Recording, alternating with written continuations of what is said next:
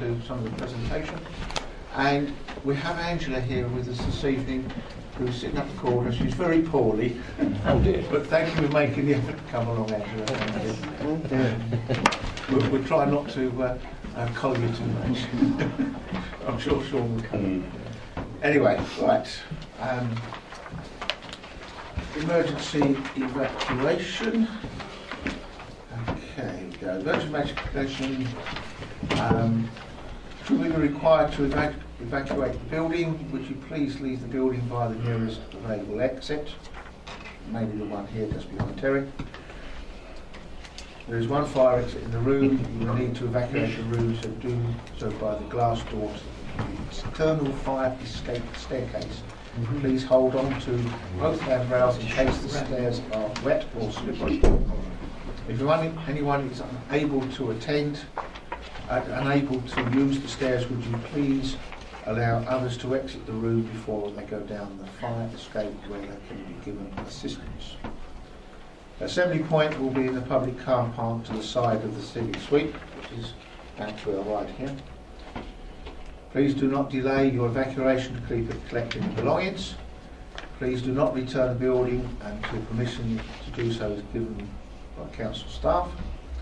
Please note this meeting, part of this meeting will be audio recorded. Can I please remind you to switch off your mobile phones or turn them to silent. Apologies for absence. The only one I have is from Councillor Gooding. Is there any others?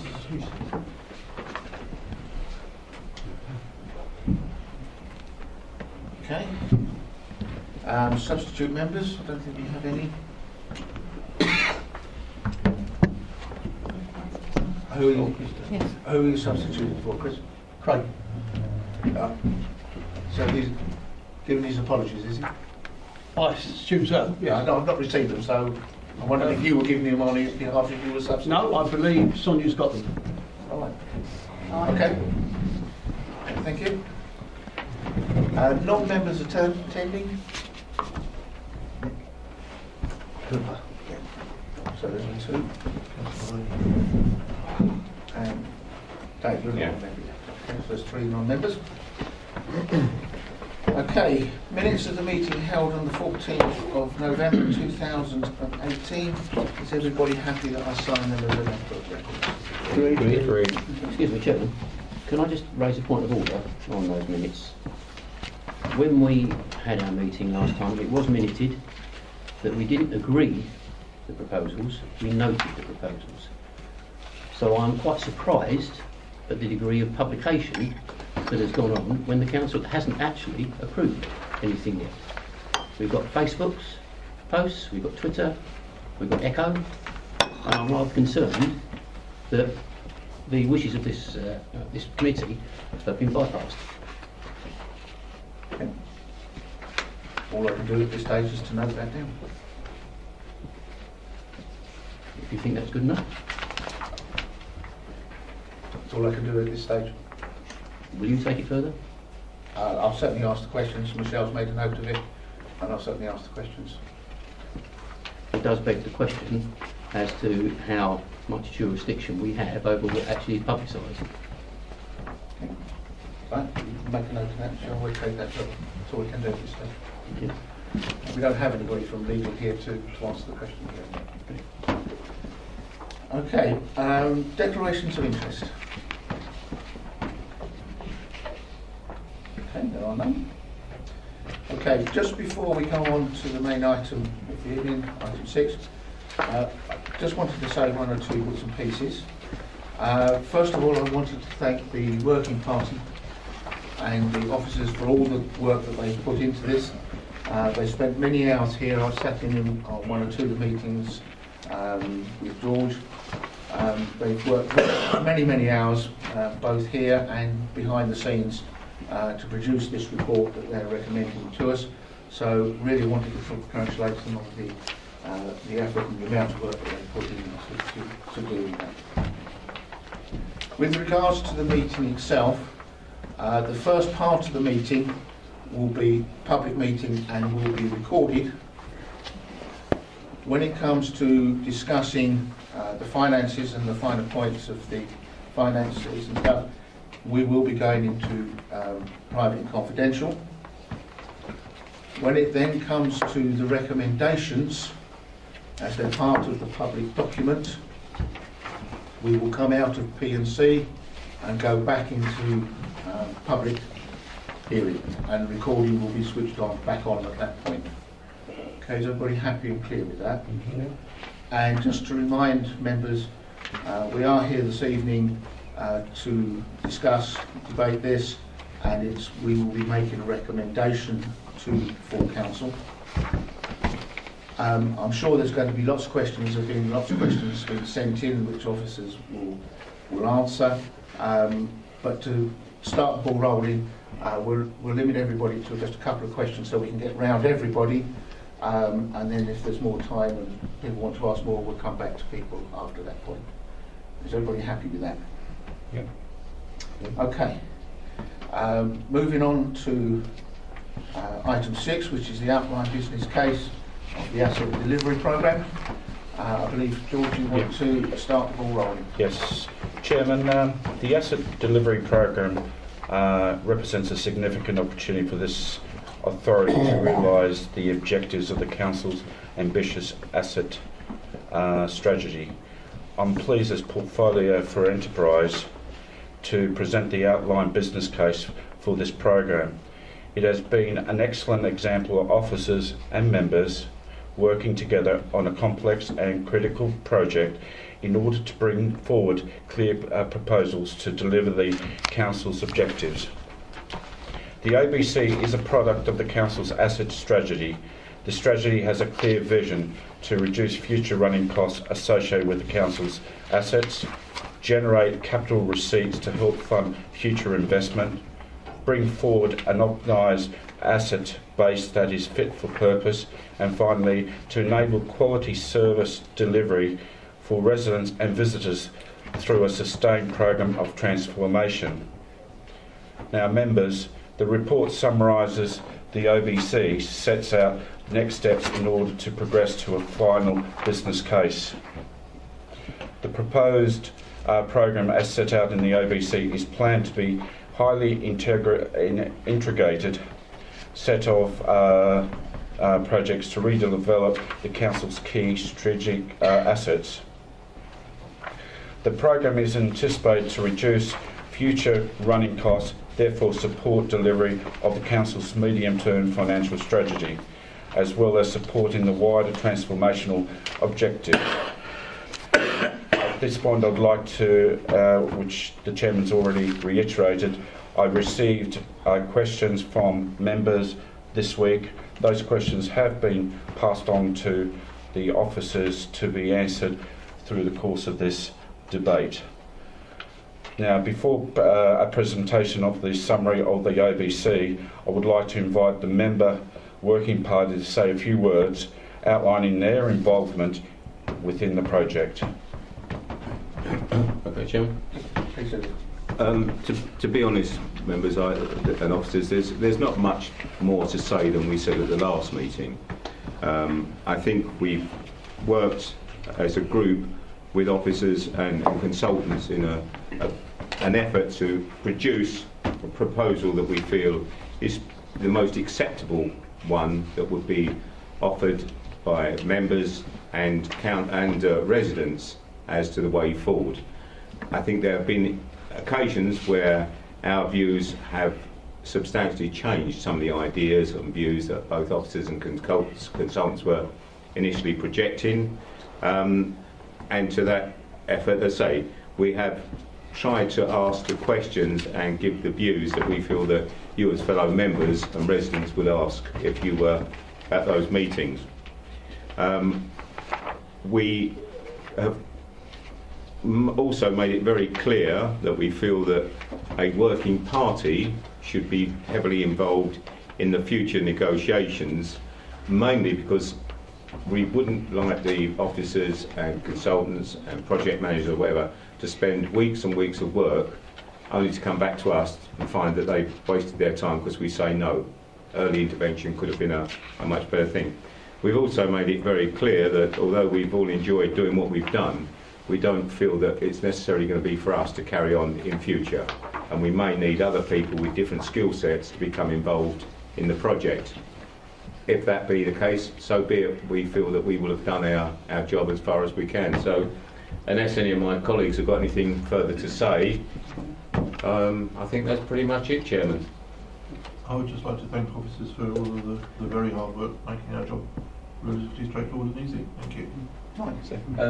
We've certainly had our differences on the group and a lot of discussion, but we do feel that now this is the right way to go. The information we've been given by the officers and what we've learned, this is more or less I think one of the best options we've come up with.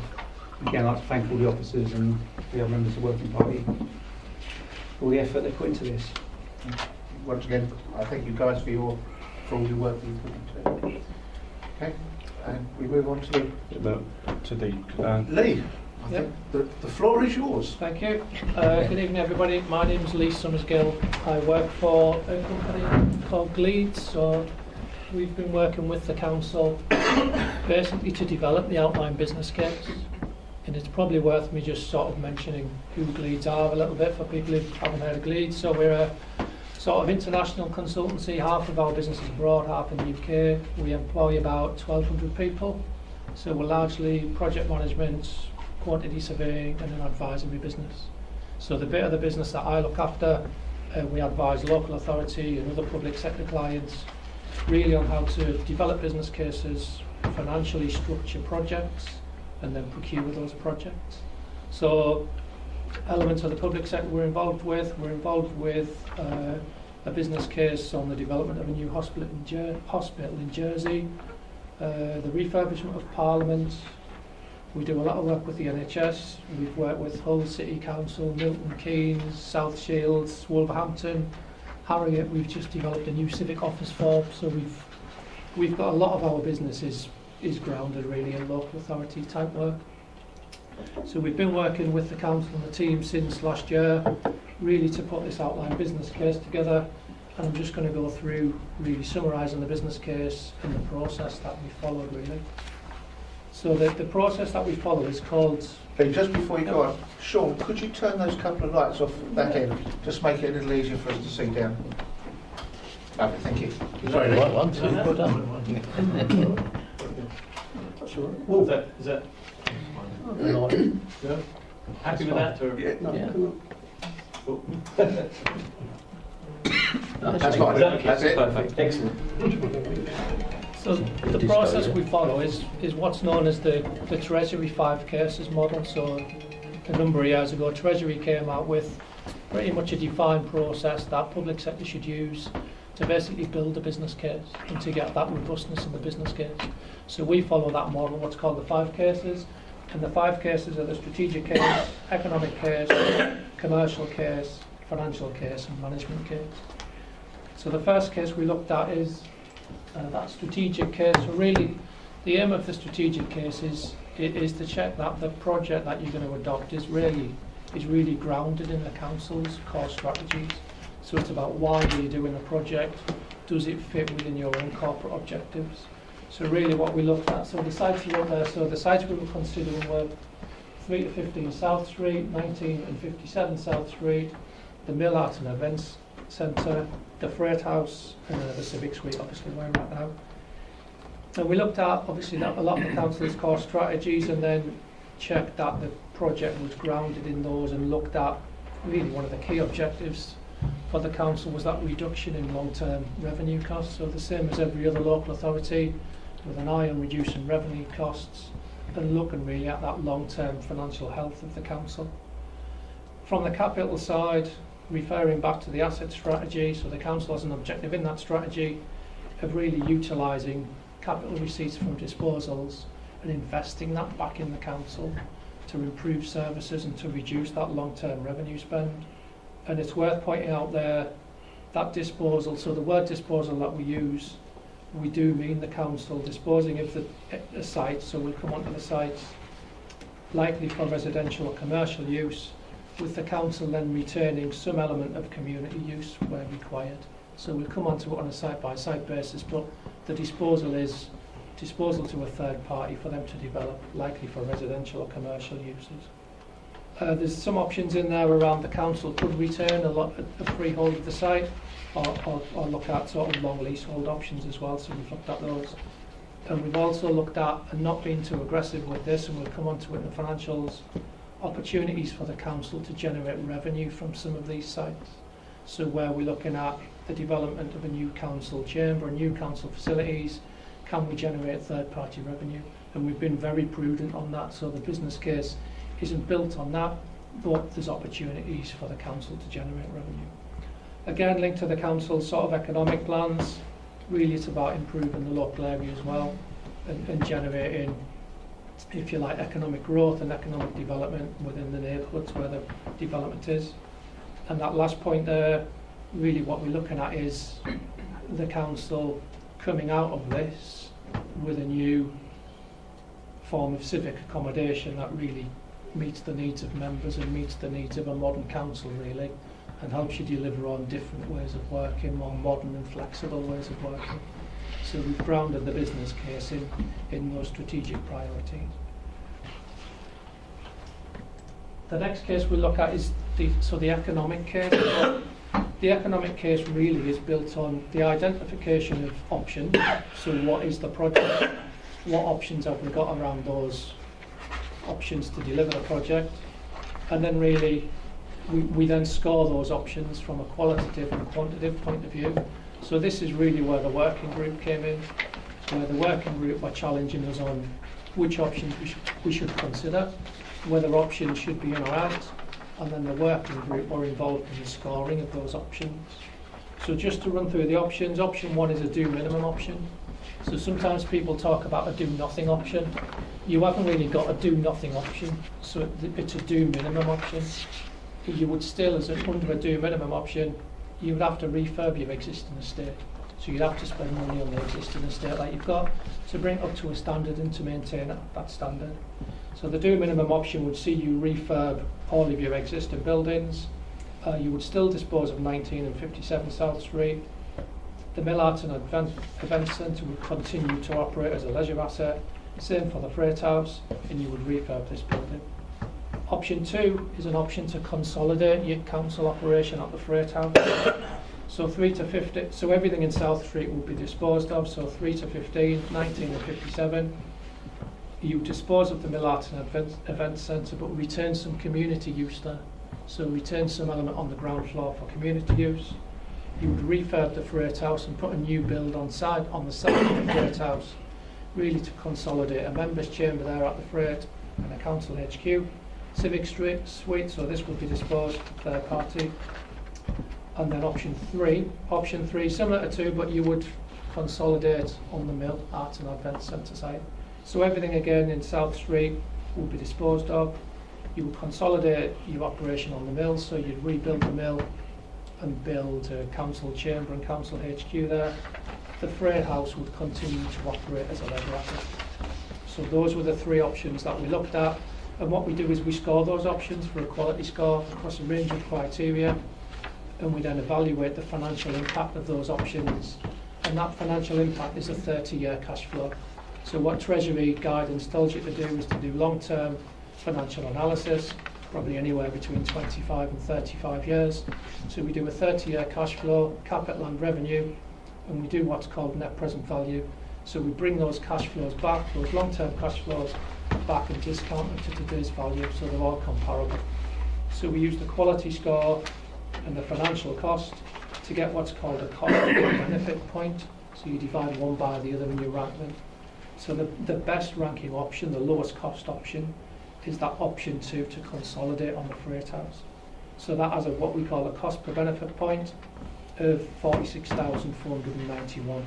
So the next closest option is almost double that really, that option 3 of consolidator on the Mill Arts and Event Centre site. So that's almost double the cost for as the second option. And then that option do minimum, that's much worse. So the do minimum suffers really because you retain in if you like too much space, you're trying to maintain that that space and you're running your leisure assets as they're currently run.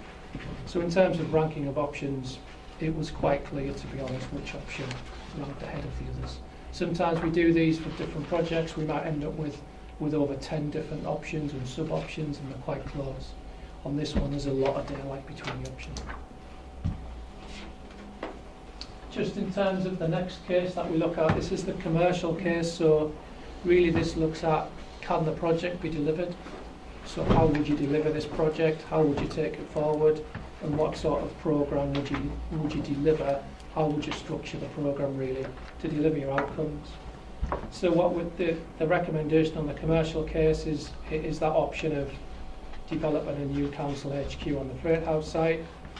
And then what we've done within the business case, we've looked at what you'd class as almost an optimal phasing of projects.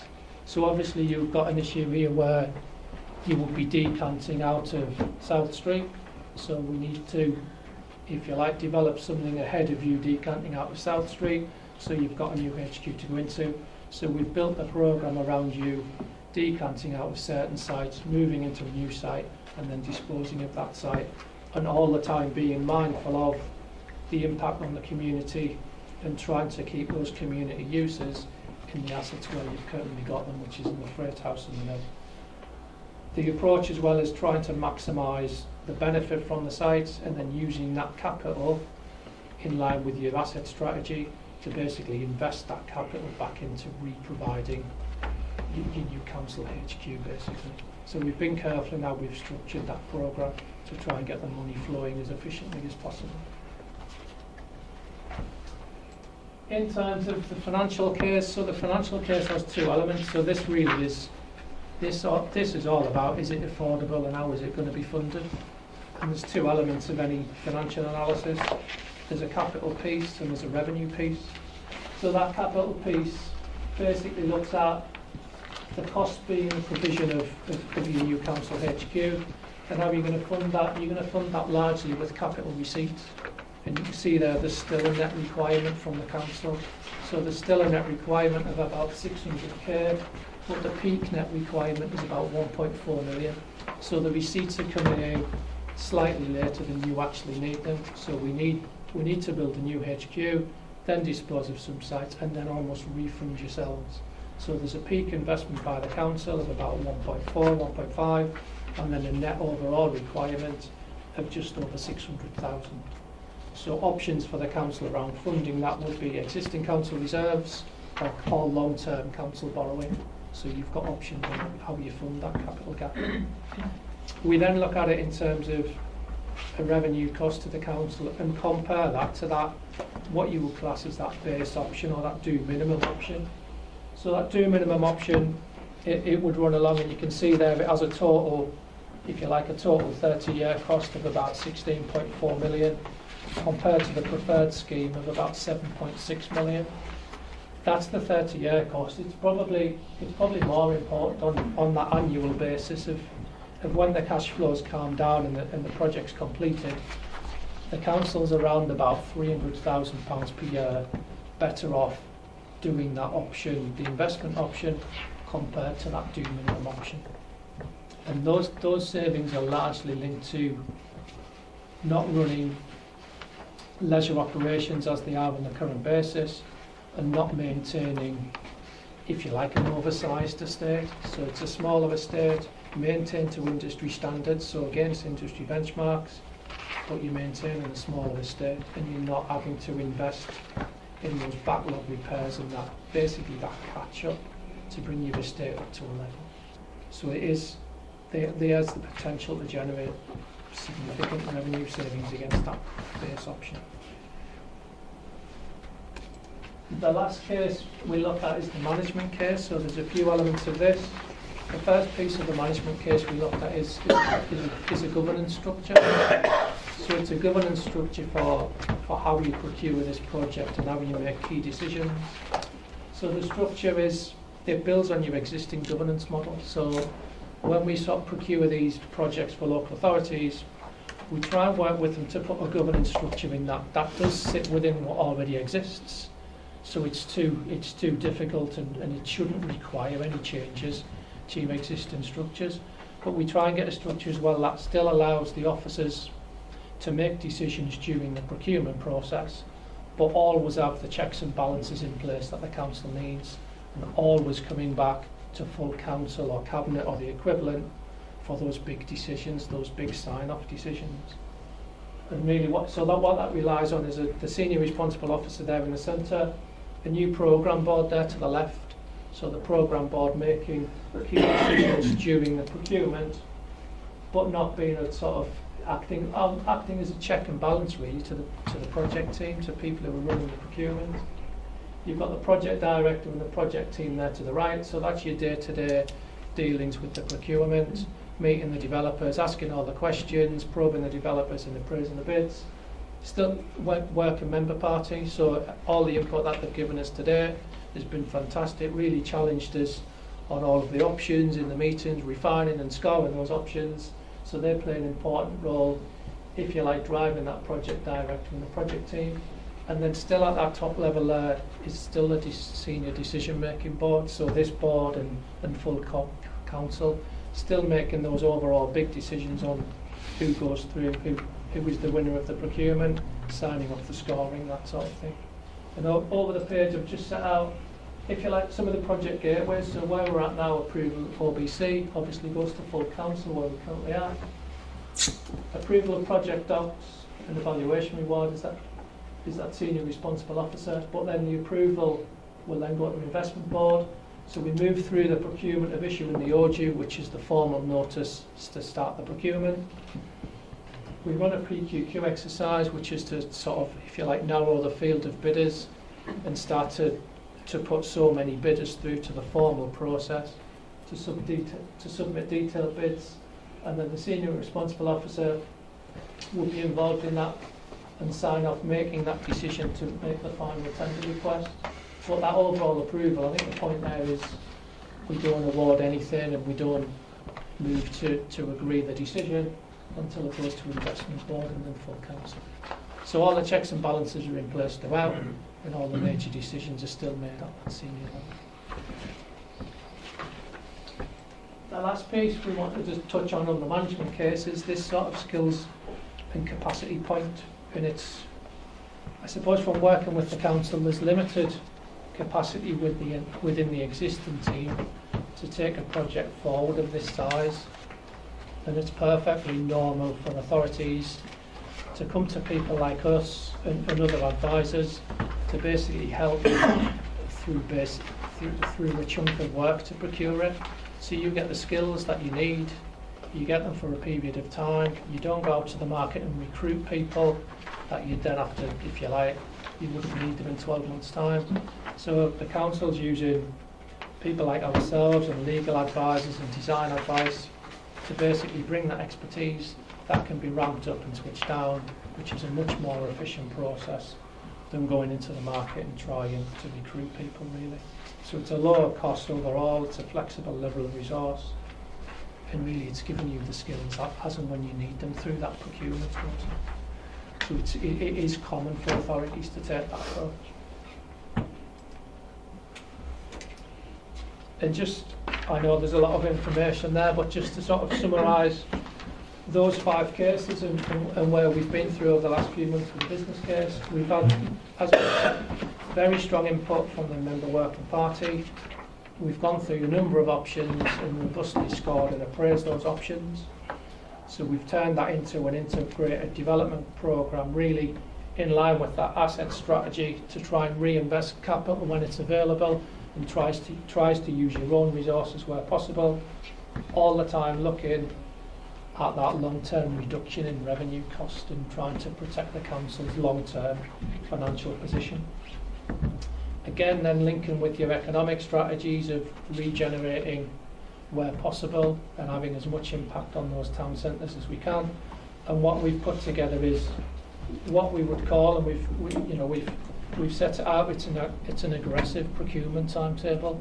So we've said we want to try and do it in 12 months, and that is aggressive. But we've mapped it out in detail, and if we can work with good development partners who come on board and invest when we want them to invest, then we think we can do it in 12 months. And that is using that multidisciplinary team. The council working with different people to put a strong team together, but yeah, it'll be working, you know, full tilt basically for 12 months. And that is the business case in summary. And I know there's a lot in there, and there's a lot in the business case. There's a lot of detail gone into it. Thank you, Lee. Matt, I believe you're going to do a little bit and answer a number of the questions that have already been written in. I am, Chairman. Would you like me to do this at this stage, or would we be coming into exempt at this point, Chairman? I think what I'll do then is I'll take questions with related to the public part of the meeting, if there are any. If not, I'll move it straight into Hazel. Yes, it's just two. Thank you, Chairman. When you said the tenders, you're going to be filtering through the tenders. How many actually tenders would you expect to bring to Investment Board?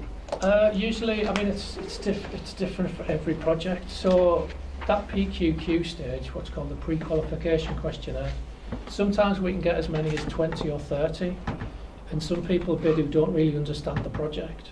And the idea with the PQQ is to thin that right down. Mm-hmm. A good procurement for me would be we take maybe 3 through to that detailed stage. Because we have to bear in mind in that detailed stage, it requires a fair bit of investment from bidders. So we don't want to take too many through because it'll put some bidders off spending all that money in competition. So 3 would be good, to be honest. Okay. And the second one, if I may, regeneration grants. Have we looked to regeneration grants? Because you mentioned regeneration. We know that they are available. Are we looking to bid for some? Because I know there's some are out there about £250,000 that we can go for. We haven't as yet, so when I mentioned regeneration, it's more that economic impact it has on the town centres. But yeah, if there's grants available, then... So I assume that is something that we'll be looking to do. I haven't seen an answer on that one. It's something we've explored, Chairman, certainly at the right time, certainly, Chairman. Any other questions? For me. Councillor Hoyt. Okay, I'm not a member of the board, sorry. There's just 2 questions, if I may, which should be relevant. One is, obviously, with regard to our business plan, the asset delivery should be to maximise our assets, and also, at the end of it does mention about with social purpose. I can't remember the exact wording, but it mentions about we should be doing it with social purpose. I couldn't find much about social purpose in what we're doing with this.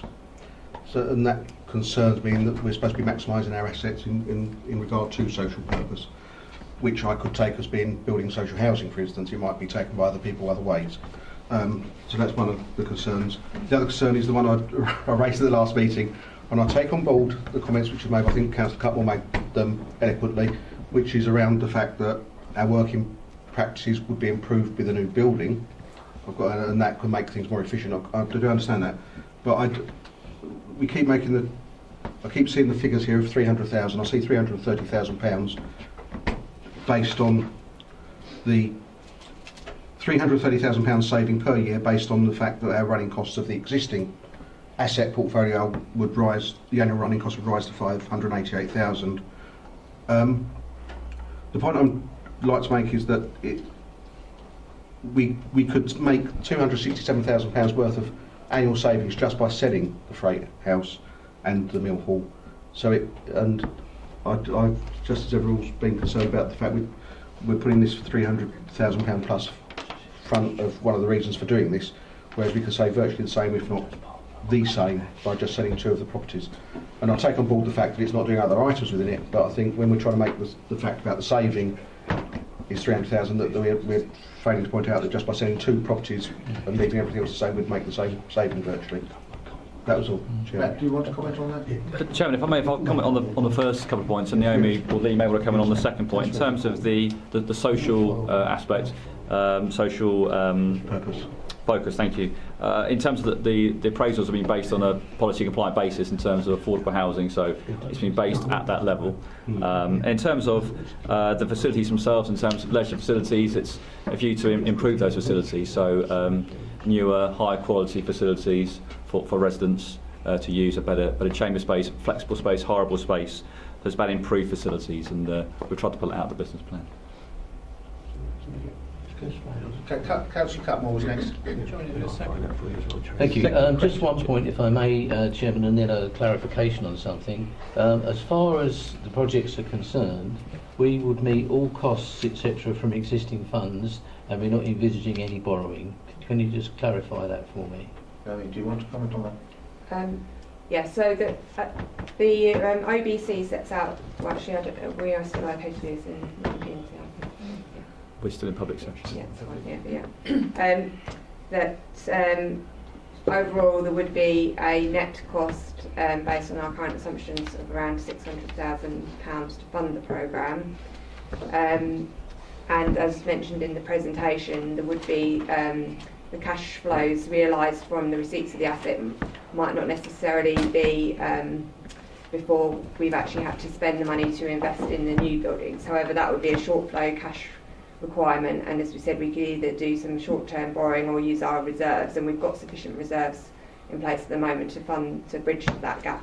So we wouldn't actually necessarily have to undertake any borrowing to actually fund the programme at that stage, although we may choose to, depending on what the finances are looking like.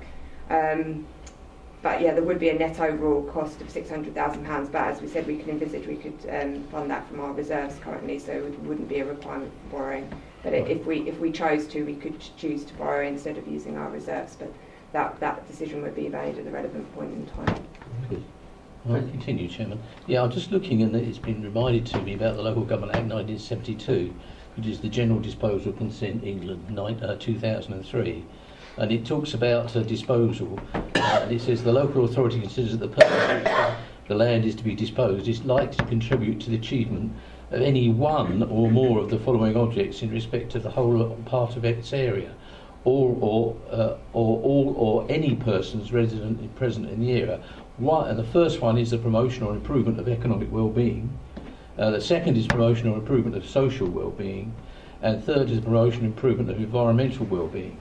Well, of course, we are providing facilities through what we're planning, Chairman, and improving the facilities that we are actually offering at the moment.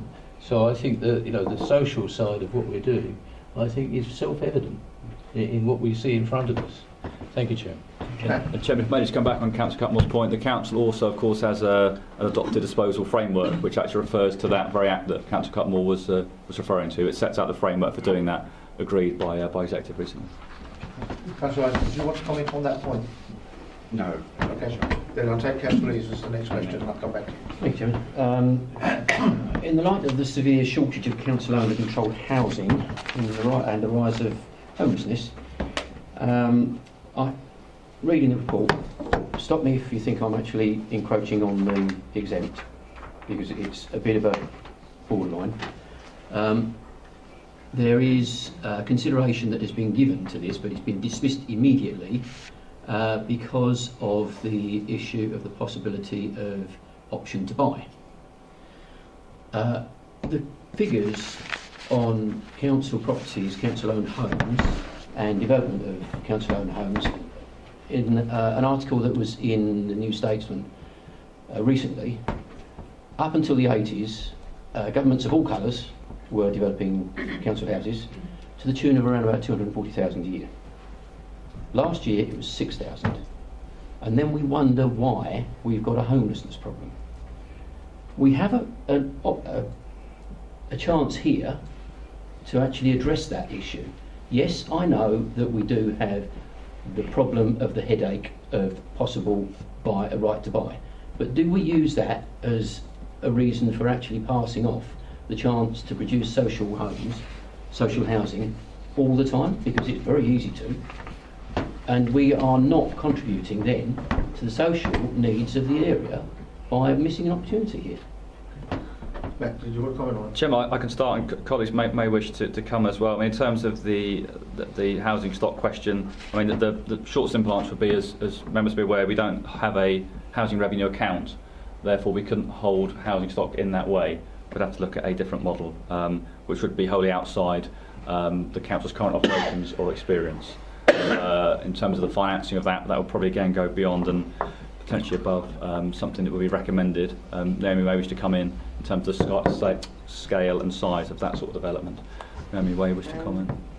Yeah, so as you say, the councils can't actually hold housing stock in it directly. It would have to do that through a private company, and that is one of the options that was originally considered through Project Wyvern. And as Matt said, in order to make the financials of that stack up, you'd have to work on a much larger scale than probably the development size that we're looking at. So we couldn't really financially make that work on paper when we considered that option previously. And as Matt said, also operationally, we're not set up to actually run a housing company at the moment, so it would involve a whole new sort of skill set and a whole new sort of way of working for the council, which would be a significant sort of shift of business from what we're doing at the moment. What we have said is that obviously when the sites come up for disposal, as part of a disposal strategy, that housing providers would be given sort of first option to look at those sites and see whether they are in a position to then offer and develop those sites for their own use. And the likelihood is that at least some of the sites would be developed for housing, whether through private sector or through a registered social landlord. But as Matt said, we don't feel it's the right option for us as a council directly to develop and operate a housing stock at this time. This was actually discussed by the Working Party. I've just been reminded they have looked into this quite deeply. I don't know if the Working Party wants to comment on that at all. No, I don't think. I mean, I think officers have pretty much covered it, Yeah. Chairman. Okay. Councillor, yours. Yeah, can I just come back on that? Matt did say that we'd have to adopt a different, we'd have to look at a different strategy, different model or something, whatever. Different model, yeah. Okay, so how different would the model be to be able to encompass that? I appreciate the Working Party have looked at this, but we as a committee haven't been involved in that. I think Naomi's just answered that. I think. Yeah. Just to reiterate, so it would have to operate through a private company. So that could potentially be a wholly owned company of the council, but essentially it'd have to operate in a private sector model. So paying the relevant taxes, and it would have to sort of, the council as shareholder would have to ensure it was financially viable and could meet its obligations to the council. And I think when we looked at that before, as I say, we couldn't financially make that stack up as a model at the size that we're looking to operate. Councillor Arnott, please. Yeah, I just want to make a point that in the first week of February, a health check will be conducted on the asset delivery program. This will be conducted by the local partnership assurance group. The members of the Working Party, myself and the officers will be interviewed by the local partnership assurance team, which will pacify some of the questions which were raised in the last investment board. Okay. Councillor Stanley, got it down there. Thank you, Chairman. Could I have an answer to the second question that Councillor Hoy asked, please? And then I'll get to my question. Could Councillor Hoy repeat the question, please, just for clarity? It was more a statement, I think, than a question, actually. That's what I took it as a statement. Oh, it's a statement. Okay. Okay, fine. The thing that, thank you, Chairman. South Street is quite an old street. Yes, it has got old buildings in it and such. And in 2020, we're presenting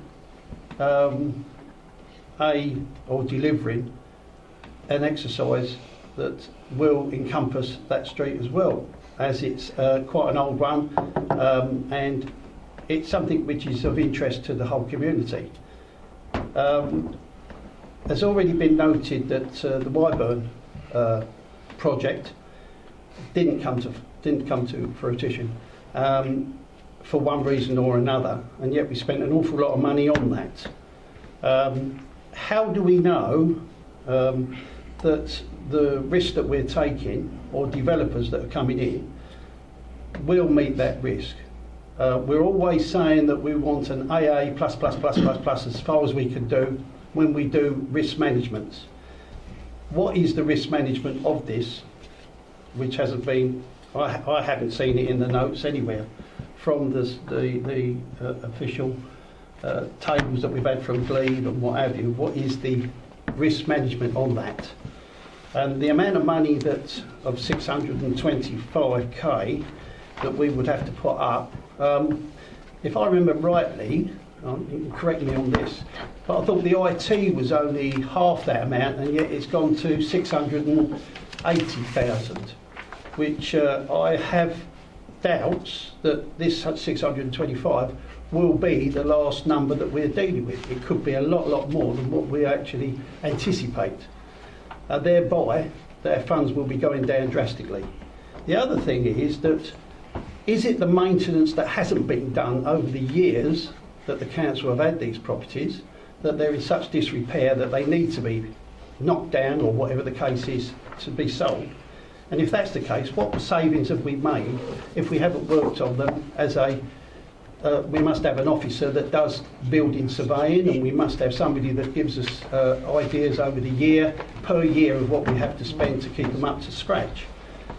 I've got a couple of questions from Craig, if I may ask those. Can we take those couple of questions first, please? So, otherwise, Chair, officers won't know where they... If I take the first one, Chairman, this is around risk and about our approach to risk. Lee may wish to come in afterwards, but in terms of the way we've approached this, we've done it in two ways. Looked at the risk of the project and optimism bias. And I think it's Appendix D, I believe, I have to double check, because within the OBC sets out a table of how all the risks have been addressed and then mitigated against. And then in terms of optimism bias, we've used again standard Treasury guidance, applying a percentage to identified risk, which is attached then a number to that area of risk, which has basically increased those figures to what you see today. So that risk has been taken into account for, mitigated against. You mentioned other work previously, Project Y1, for example, so some of those risk and optimum bias has been moved to take into account some of the early work we've done. So that's why you see some of the movement in the optimism bias through the tables. But so it's been a very prudent approach through risk management and optimism bias through the project. Okay. If you can make the other questions very quick. There's only two, well, there's three actually, but from what Craig has asked me to mention, if you don't mind, Chairman, what is being proposed for the Mill Hall with regard to leisure facilities as part of the preferred option, that's option 2 with Freight House? It's unclear, could you clarify that? There have been concerns throughout this that this doesn't really feel like an investment, more like an asset sale. But I have been cautiously proceeding whilst this was framed as a cost-neutral way of unlocking potential assets. This report now reveals that it is unlikely to be cost-neutral.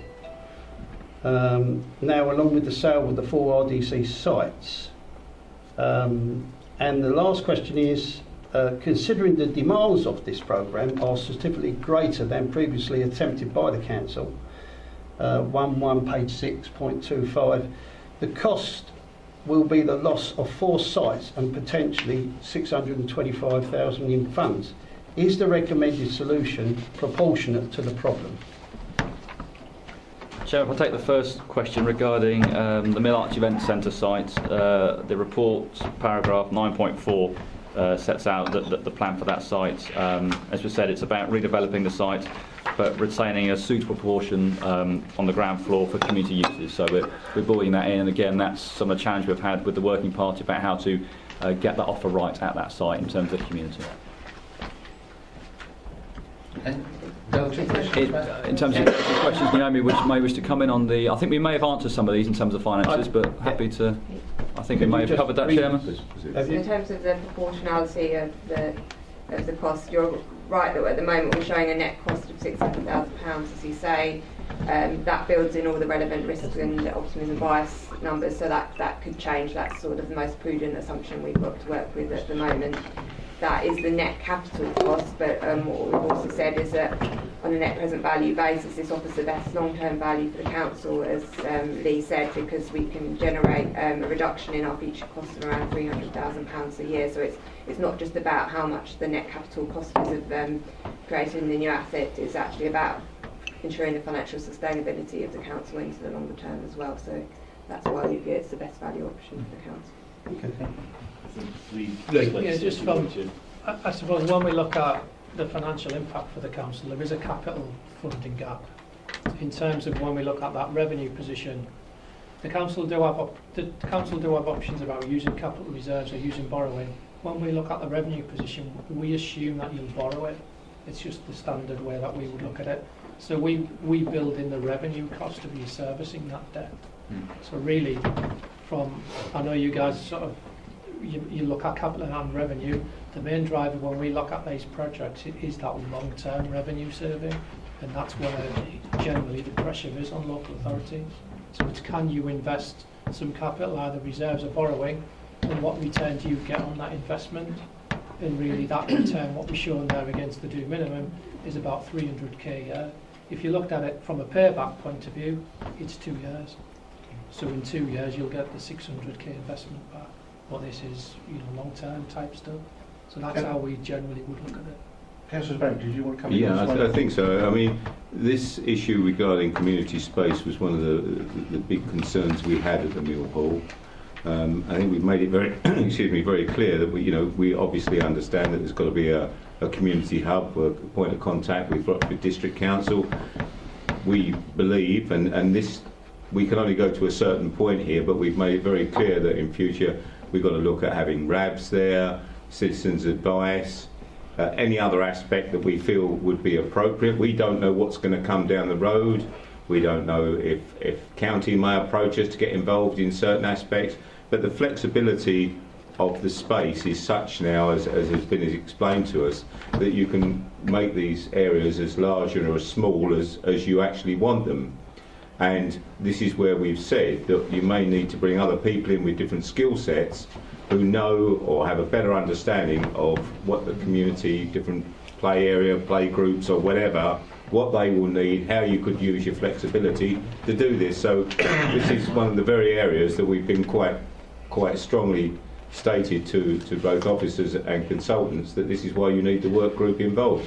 And last but not least, we've made the point that the town, the Mill Hall is in the town, and this is where residents want to come. They do not want to go all over Rayleigh. It's a town centre location, and this is where the community wants to meet.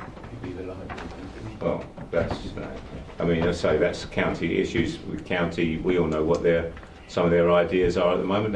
That may be an area where they want to become involved as well. But nothing's set in stone. The flexibility is there to do what we want to do as the years move on. Councillor Ward. It was just on the point that came across from Chris actually, with regard to, that's one of the items on there. In fact, we've meandered on. I'll leave it. I'm going to let it go for the moment. Yeah, it's easier to leave it. Councillor Lees. Thank you, Chair. The issue of risk has been brought up again. You won't be surprised to know that I'm still very uneasy with the direction that this is taking. I am concerned that I've read the reports, and I have to say that the reports are very thorough. I've had no argument with that, but they do seem to read as though they have come from the point of view of we've made the decision, so let's make the reports fit the decision. Let me explain. One of the things that's been discounted early is self-build. Now, is self-build. Okay. The reasons why they have been discounted do actually belie what is happening in the building industry at this moment. I'm sure that councils who trusted Carillion thought that they were getting into a good setup. The fact of the matter is that big companies at the moment, I spoke to a friend of mine who's a director of a building company in London, about £250 million turnover, and they do a lot of public contracts. They run what they call a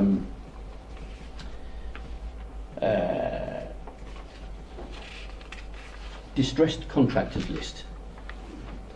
Now, the problem, he said, that he has in his business with that is that on the face of it, a lot of contractors look and have books that sound very good. But the fact is that what happens in big contracts is that you have issues where at the end of the contract, 9 times out of 10, there are extras and they are large. Those extras are 9 times out of 10 in dispute. But what actually happens to keep the books right of these companies is that they will actually declare that when they are going to litigation, let's say for instance £1 million litigation, they will say that they expect to get 800,000 of that. That will appear in their books, when in actual fact they don't get a penny of it. So it is a false shop window, you might say, of what actually is happening. Now, this is something that is actually central government are now recognising. I don't know if all of you have had an email today, but I had one coming from Westminster Briefing, and they are calling us to go up to a briefing, which one of the bullet points on there is to develop effective strategies to transfer previously outsourced contracts back in-house, for this very reason that big companies have actually become an issue. What I find strange is that we seem to have had an appetite to produce new businesses, Green Gateway, and encourage that. But when we have an opportunity to go in a direction that I believe is actually a lesser risk than the one we're looking at, we are giving away the opportunity of generating into the capital another £1 million by going down the self-build route, which is the figures that were presented to us last time round. The problem is that what people don't seem to understand in the building industry is that the success of a building contract is not necessarily down to the company. It's down to the contracts manager. The contracts manager that you have on a job is key. Now, in procurement, if you actually brought this in-house and you did your due diligence in finding someone who had a track record and was very good at doing contract management and actually had history, I think, personally, being in the building industry, I think it's a no-brainer. I understand why you're going down this route, because it's an easier route.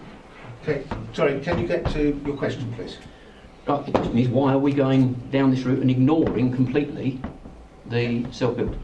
I think just sort of elements of that question, I'd agree that the industry and local authorities are starting to question and unpick large organisations like what Carillion was, and there's a general nervousness in the industry about some of those larger organisations who took on massive contracts, and some of those contracts were high risk.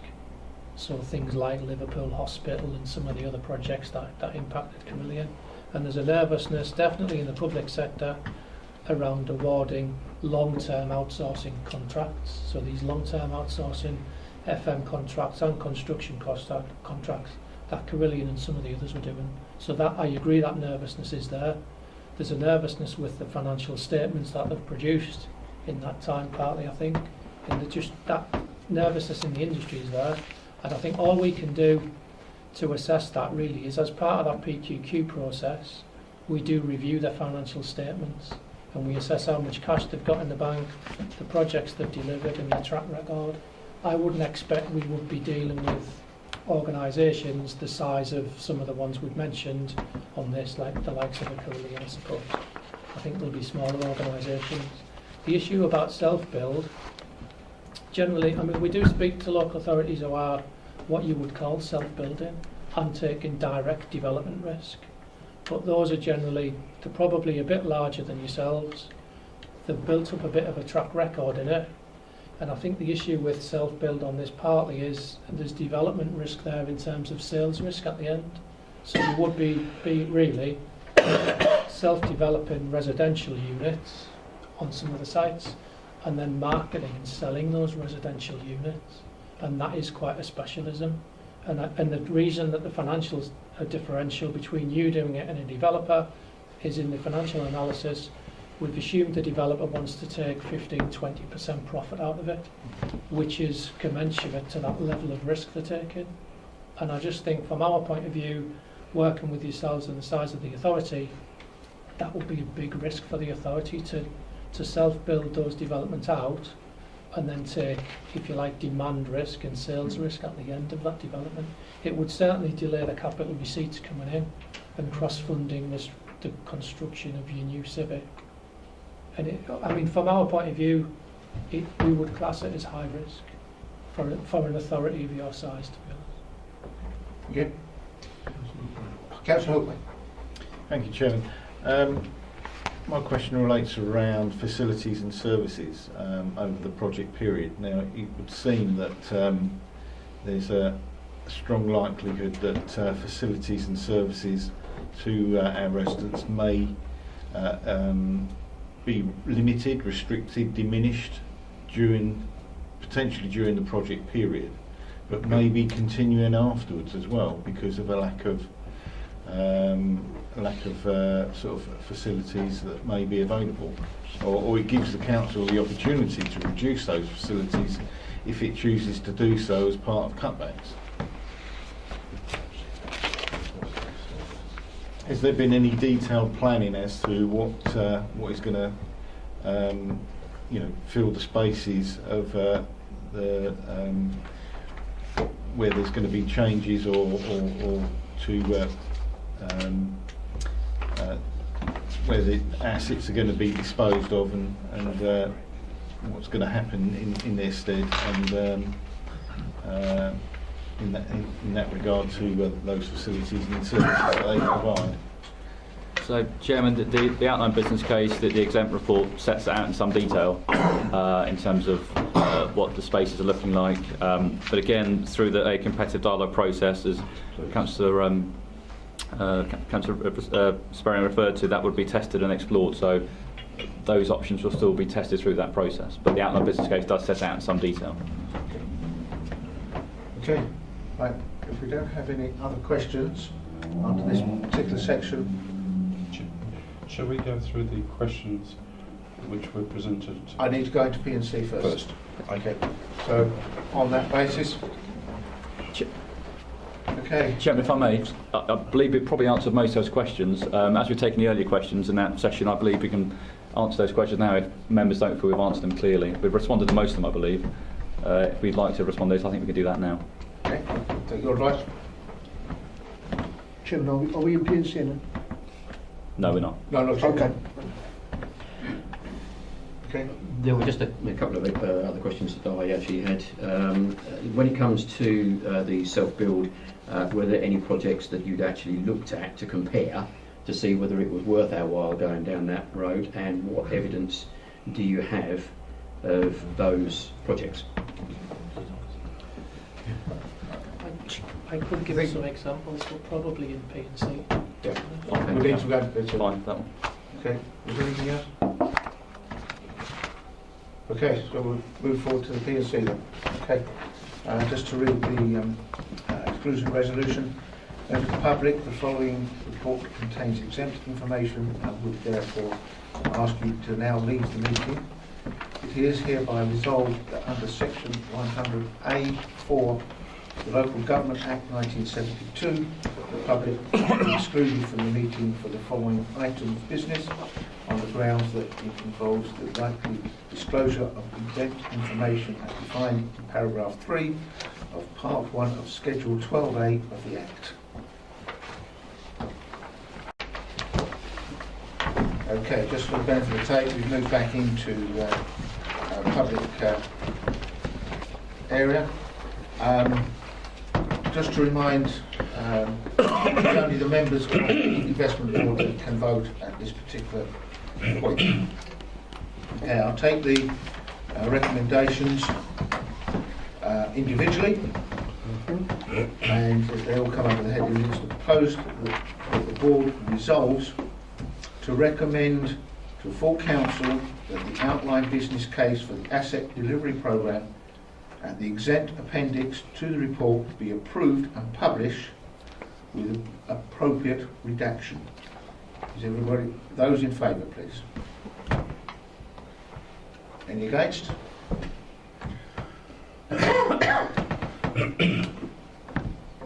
Number 2, to note that in line with the council's financial regulation, the section 151 officer in conjunction with the leader of the council, has authorised £24,500 to be drawn down from the general balances to fund the advice due diligence works required before the procurement phase can commence. All those I agree. in favour? Any against? Okay. Item 3, to recommend to full council that a further £298,200 is drawn down from the general balances to fund the resources required to process the programme to full business case stage. Those in favour? Any against? That the asset delivery programme we progress through procurement process to select and develop a development and the drafting of a full business case in consultation with the member working party. All those in favour? Okay. Item 5, that the introduction of a project board to be noted. Noted. Okay. Thank you, everybody. Thank you very much indeed. Thank you to the officers for being on this evening. And thank you, Angela, for progressing through it. Thank you for your time. Thank you.